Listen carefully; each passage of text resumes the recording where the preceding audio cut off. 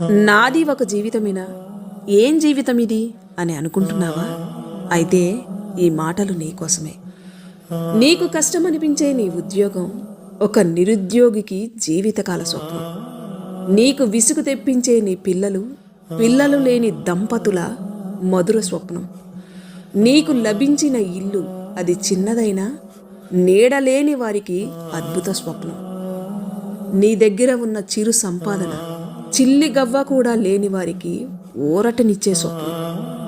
ఆరోగ్యవంతమైన నీ జీవితం రోగికి అమృతతుల్యమైన స్వప్నం.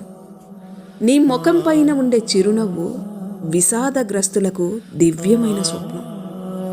నీకు లభించిన వాటి పట్ల కృతజ్ఞత కలిగి ఉండు. సంతృప్తికరమైన జీవితాన్ని అలవర్చుకునే భావాలతో జీవించు.